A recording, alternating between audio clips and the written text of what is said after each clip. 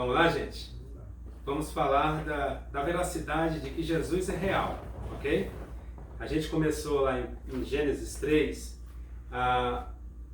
14 e 15, mostrando que Deus ali havia realmente dado uma sentença a Satanás, de que ele seria esmagado a sua cabeça. E ele feriria o calcanhar do descendente, que é Jesus. E explicando esse versículo 15 do capítulo 3 de Gênesis, nós entendemos que quando ele diz que a inimizade de Satanás com a mulher, ou seja, com a raça humana, e que sua semente, as de Satanás, com a semente que é Jesus, Jesus esmagaria sua cabeça. E ele lhe feriria o pé, ou seja, o calcanhar. Isso significa, quando Jesus morre na cruz, ele pisa na cabeça de Satanás, porque ali é onde ele vence Satanás. E quando ele ressuscita, ele recebe todo o poder e glória, tanto no céu, quanto na terra, quanto debaixo da terra. E Satanás lhe fere o calcanhar, que ilustrando é toda a perseguição que houve contra Jesus. Toda a perseguição que o fez sofrer, toda aquela caminhada até a cruz. Ou seja, o ferir o calcanhar não foi nada, porque Jesus venceu o inimigo, venceu Satanás. E na Bíblia nos ensina que quando um rei vence outro rei, ele pisa na cabeça do rei, tira a coroa e põe em sua cabeça como representação da vitória. E foi exatamente isso que Jesus fez. Quando ele pisou na cabeça de Satanás, ele estava com a coroa. Ok? Então, gente, isso tudo aconteceu. Olha para mim, ó. Isso tudo aconteceu para o meu e o seu bem. Porque como a Escritura diz lá em Efésios capítulo 2, versículo 1, nós estávamos mortos.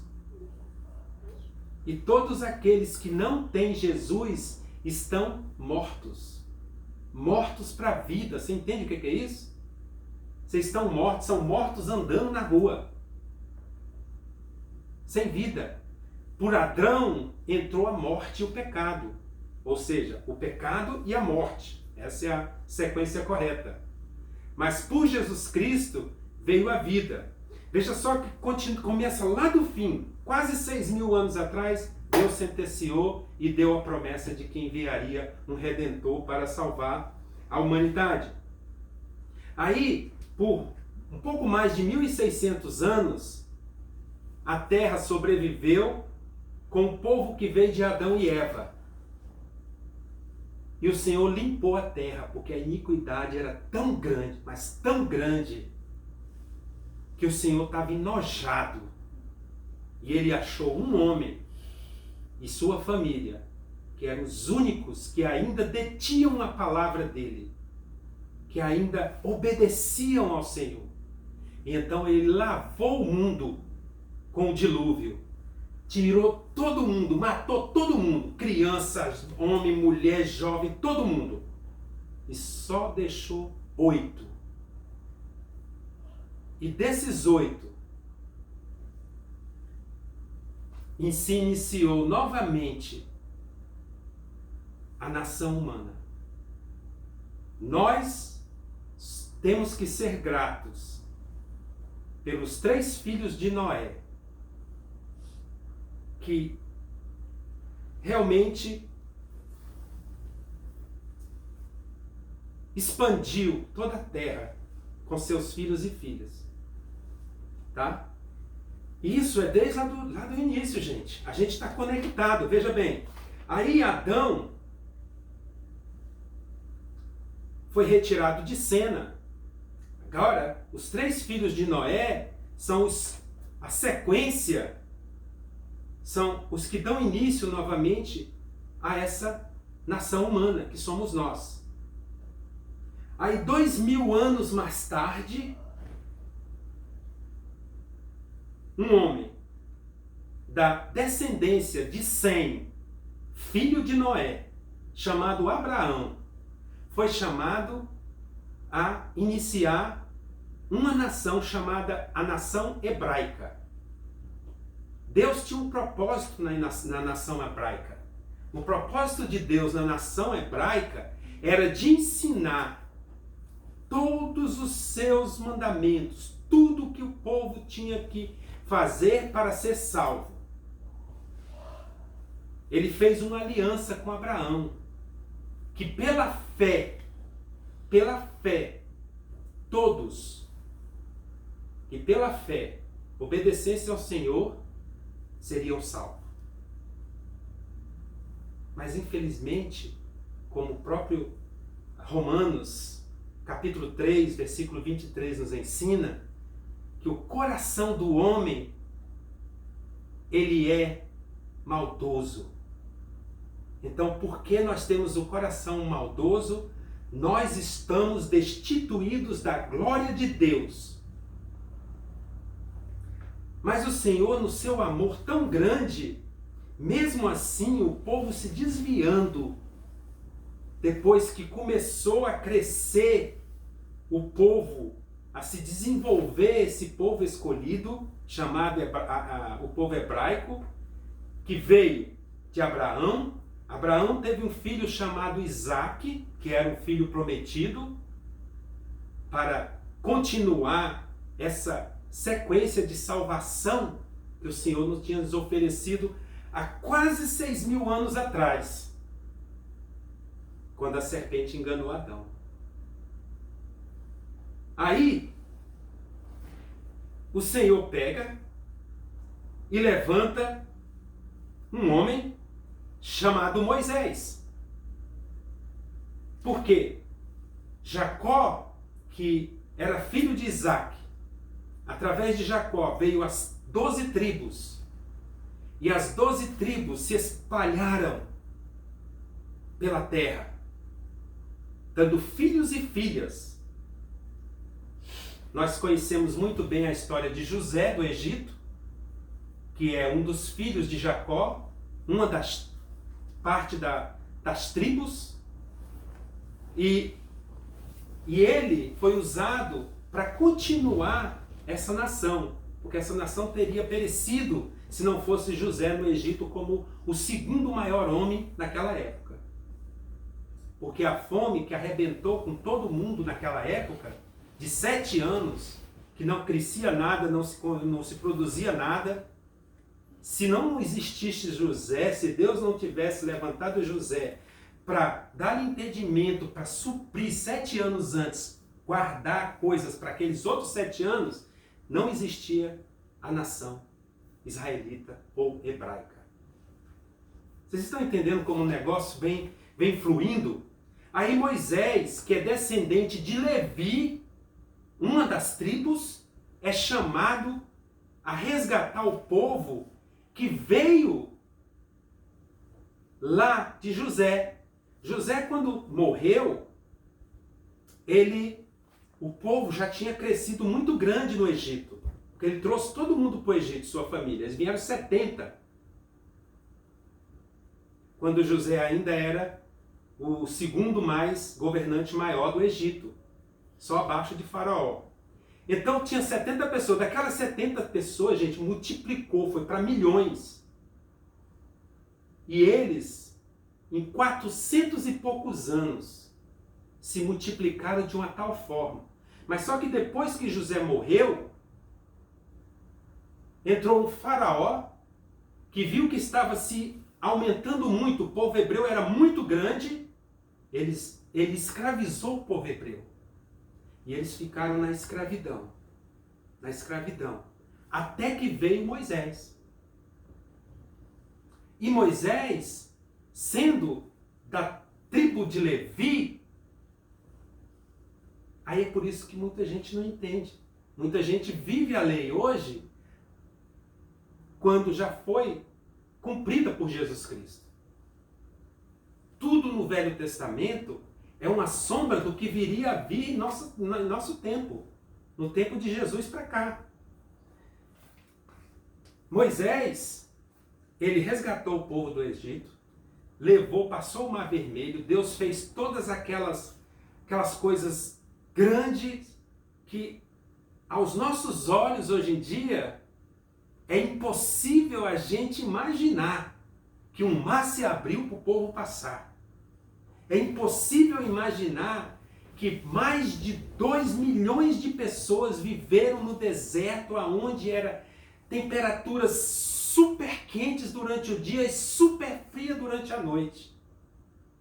Mas o Senhor, durante o dia, colocava uma nuvem em volta de mais de 2 milhões de pessoas para protegê-los. E colocava fogo à noite para aquecê-los. E não deixou faltar um dia de comida e de água. Isso tudo para chegar na nossa época. Viu, Satanás? Tu foi exterminado. Você não tem nada mais a ver com este mundo. Você vai ser preso e vai ser destruído e vai ser enviado para o inferno para viver eternamente em sofrimento com os seus. E isso, quando Moisés passou para o deserto, que Deus fez isso tudo, foi levantado um tabernáculo, foi levantado um sumo sacerdote e foi levantado vários sacerdotes.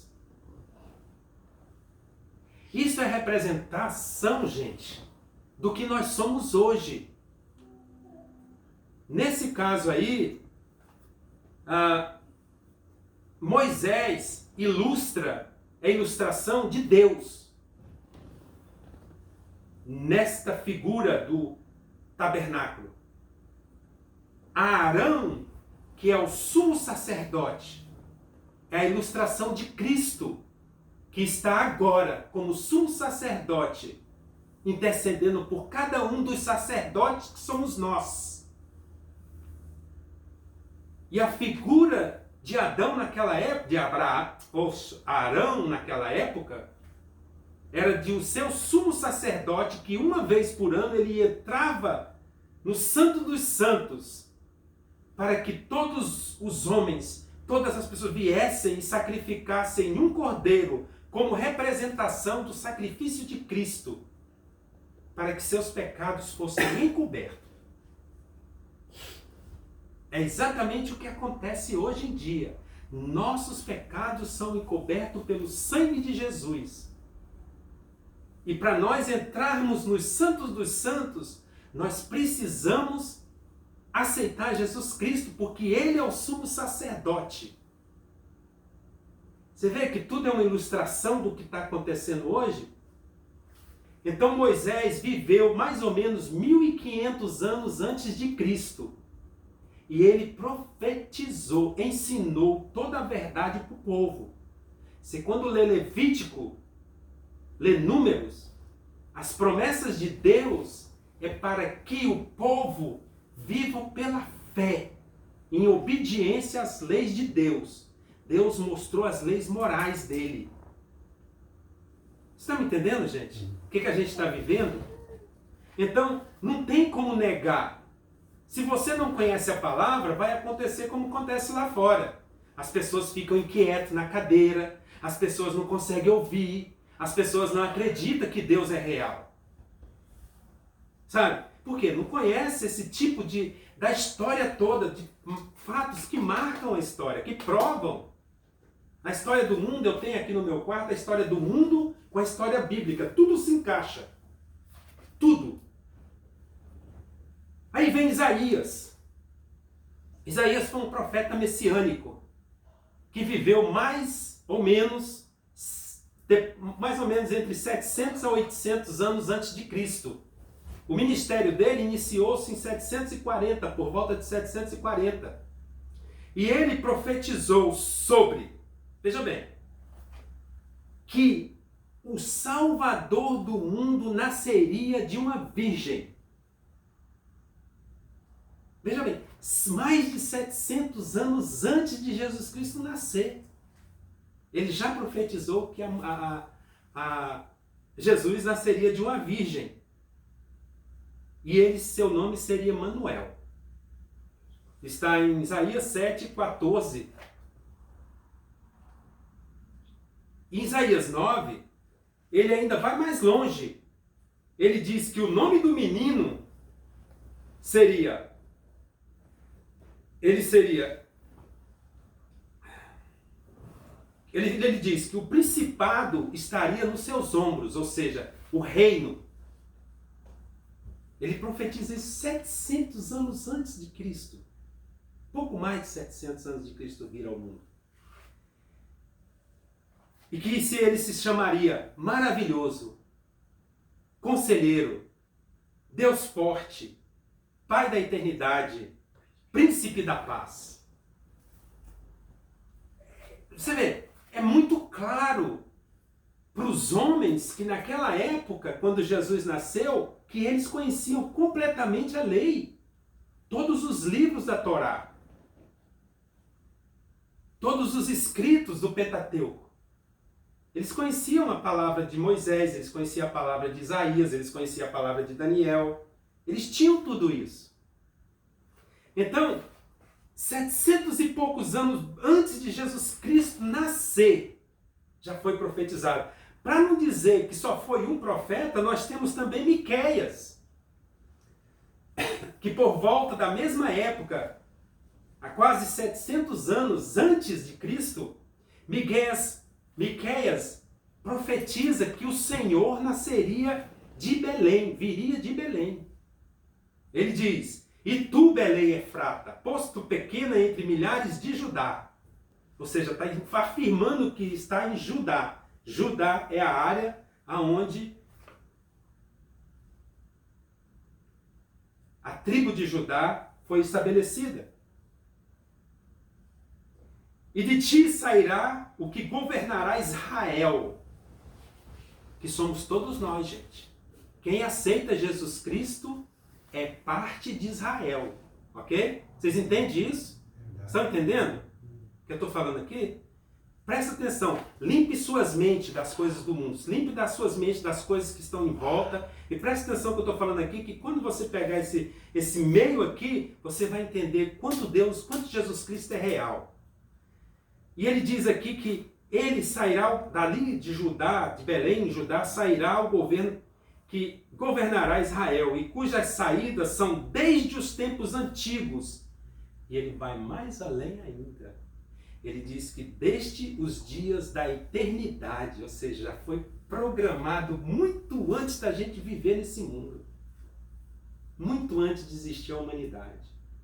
Deus, na sua onisciência e onipresença e onipotência, ele já, porque ele vive numa dimensão que não existe dias de noite nem noites de dia. É eterno, você não conta a hora. Então ele já via isso. Aí, pior de tudo, vem um profeta chamado Daniel e profetiza números, dias de ano, até o nascimento do Messias. Eu fico imaginando às vezes como que esse povo realmente não viu, ou seja, ignorou, porque eles viram, eles ignoraram isso. Porque quando Daniel profetizou a respeito das 70 semanas, que representam 490 anos, cada dia da semana é representado por um ano. Então, Daniel diz aqui, no capítulo 9, versículo 24, ele fala sobre essa profecia das 70 semanas. Diz assim: 70 semanas estão determinadas sobre o teu povo. Quem é o povo? Nós, o povo de Israel. E sobre a tua santa cidade, que para cessar a transgressão e para dar fim aos pecados. Ok? São 70 semanas que envolveria o final de todos os pecados. para expiar a iniquidade e trazer justiça eterna para todos nós. Olha só. E selar a visão e a profecia, ou seja, selar a visão e a profecia de tudo o que tinha sido profetizado desde os tempos antigos até aquele ponto em Daniel.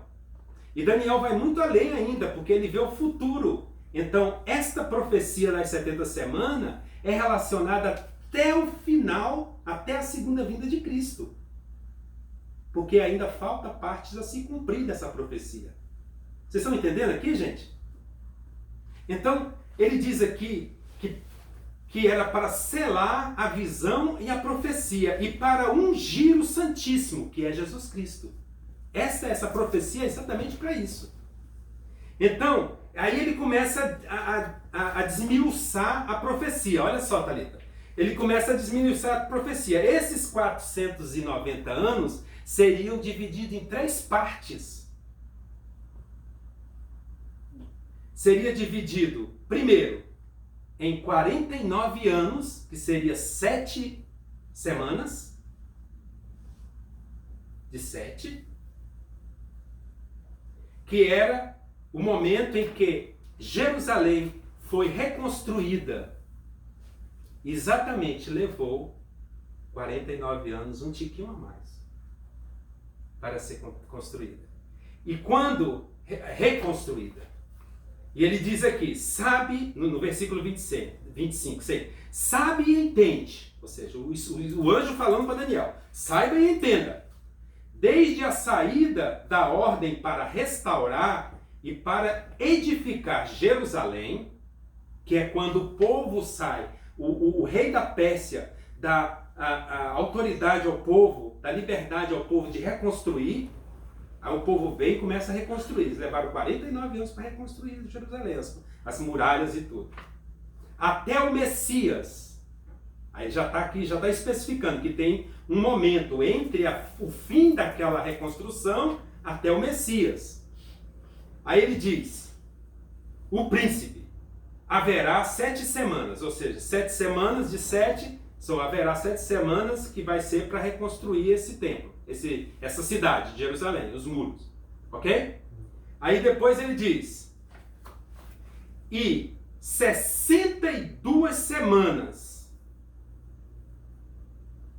aí ele já para, põe ponto e vírgula, as ruas e os muros se reedificarão, mas em tempos angustiosos. Ele volta e explica que aqueles 49 anos vão ser reconstruídos, as suas ruas e seus muros, mas serão em tempos muito angustiosos. Ok? Aí no versículo 26 ele fala, e depois das 62 semanas será cortado o Messias. Ou seja, terminou os 49 anos, reconstruiu os muros de Jerusalém. Agora eles podiam contar 483 anos, que era na hora que o Messias iria sacrificar sua vida. Não é bonita essa profecia de Daniel? Gente, eu que não sou nada, não fui à faculdade para nada, entendo claramente essa profecia, o porquê que aqueles homens, fariseus e escribas, que conheciam toda a palavra, não entendeu isso. Eles estavam cegos, porque Satanás estava trabalhando arduamente com eles. Como hoje mesmo aqui aconteceu, eu cortei meu dedo, essa gravação caiu, eu tive que refazer. É uma influência grande da potestade e principados do mal, para que as pessoas não conheçam esse tipo de ensinamento. Então, Daniel deu tudo mastigadinho. 62 semanas seria até que o Messias seria cortado. Mas não para si mesmo. A Escritura ainda fala, mas não para si mesmo, ou seja, ele fez aquilo para nós. Aí depois ele continua, que há de vir E o povo do príncipe que há de vir destruirá a cidade e o santuário. E foi isso que aconteceu exatamente. Quando Jesus veio a essa terra, antes dele morrer, ele profetizou aos seus discípulos que o templo de Jerusalém seria destruído e não ficaria pedra sobre pedra. E no ano 70, veja bem, Jesus morreu e ressuscitou no ano 29, por volta do ano de 29, deste nosso calendário. E no ano 70, ou seja, 40 anos depois, o templo foi destruído por um vagabundo general chamado Tito, de Roma, para tirar o ouro do povo, que ele queria o ouro, queria expandir, acabar com a religião cristã, e ele expulsou tanto os judeus cristãos quanto todos os gentios, todos aqueles que aceitaram Jesus daquela área. E o povo judeu ficou sem nação até 1948. Isso é mais para frente que a gente vai aprender. Mas ele continua com essa escritura, que falta só uma linha. E o seu fim será com uma inundação. E até o fim haverá guerras. Estão determinadas as assolações. Se a gente continuar lendo o capítulo 9 de Daniel, se você começar a ler o livro todo de Daniel, você vai ficar assim super... Mas o capítulo 10, 11, 12 e 12 de Daniel é o que dá uma panorâmica do que aconteceu e do que vai acontecer. Ok? E isso aconteceu exatamente por volta de 500 anos antes de Cristo. Era a profecia que foi completada, foi vinda a nossa realidade com o nascimento de Cristo. Aí Lucas nos conta que no 6º mês, que 6º mês é esse? Lá em Lucas 1, versículo 26. Lucas diz, e no 6º mês foi o anjo Gabriel enviado por Deus a uma cidade da Galiléia chamada Nazaré, a uma virgem desposada com um homem, cujo nome era José, da casa de Davi. Veja bem, as escrituras também profetizam que Jesus viria da descendência de Davi. E o nome da virgem era Maria. E entrando o anjo aonde ela estava, disse, salve agraciada, o Senhor é contigo, bendito és tu entre as mulheres. E vendo ela, o anjo se turbou-se muito com aquelas palavras e considerava que saudação seria esta. Disse então o anjo, Maria, não temas, porque achaste graça diante de Deus. Vamos dar um ponto aqui. Mais uma vez, naquela época, quando eu leio a história, as mulheres, eles já aguardavam o Messias. Muitos que levavam as escrituras de Daniel a sério, aguardavam o Messias. E muitas virgens se guardavam, porque elas desejavam ser aquela escolhida para o Messias. E é exatamente aí onde Deus olha o coração. E possivelmente Maria era a única mulher entre todo aquele povo que tinha um coração no Senhor. Totalmente. Obediente em tudo. E o Senhor a escolheu. Aí o anjo diz, eis que em teu ventre conceberás e darás à luz a um filho, e pôs-lhe-á o nome de Jesus. Este será grande e será chamado Filho do Altíssimo, e o Senhor Deus lhe dará o trono de Davi, seu pai. Quando diz trono de Davi, seu pai, é porque no costume judeu, porque Davi foi um rei, foi um rei que é conhecido por eles demais. Eles, na tradição deles, os descendentes deles é considerado como pai. O meu tatarararavô é considerado como um pai para mim. Ele é o pai do meu pai. Então, por isso que a Escritura fala aqui, porque quando fala que seria que dará o trono de Davi seu pai, é porque Davi profetizou sobre Jesus. Você entendeu, Noé? Então, e diz que reinará eternamente na casa de Jacó. Ou seja, na tradução original, o nome não é Jacó. O nome está Israel. Que vem da casa de Jacó. Só que a tradução, eu tenho estudado um pouco sobre as traduções originais e isso tem sido feito, tem dado um certo valor à Escritura. E o seu reino não terá fim. Ou seja, tudo que tiver em Cristo não tem fim. Nós estaremos com Ele para sempre. E nessa Escritura de Lucas está se cumprindo o que Miqueias e o que Isaías profetizou. Que Isaías profetizou que seria um menino que viria de uma virgem. Foi exatamente o que a gente leu agora que Lucas está explicando. E em Mateus 1:21, também ele diz: e dará à luz a um menino, e se chamará seu nome Jesus, porque ele salvará o seu povo dos seus pecados. Quando ele diz os seus povos dos seus pecados, gente, não é porque ele está sendo, vamos dizer assim, quando a gente elimina alguém, como é que fala a palavra? Quando a gente ignora alguém, que hoje em dia dá muito até problema de corte por causa disso. Você está eliminando uma certa coisa, está ignorando a pessoa, ignorando aquela, fazendo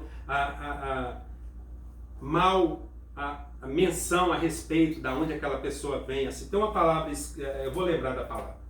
Mas ele não quis dizer isso, mas quando ele fala que porque ele salvará o seu povo dos seus pecados, é relacionado às pessoas que aceitam Jesus. É a única maneira que essas pessoas vão ser salvas do pecado. Porque de todo o mundo, Jesus comprou o pecado. Jesus comprou tudo. Tomou sobre si. Agora, quando a gente encontra Jesus, é que a gente recebe o ticket, o passaporte, para entrar no céu.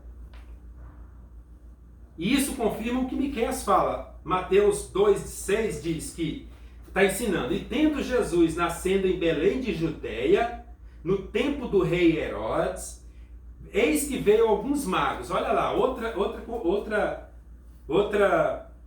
confirmação. Os magos foram ensinados por Daniel. Ok? Você sabe quem é Daniel?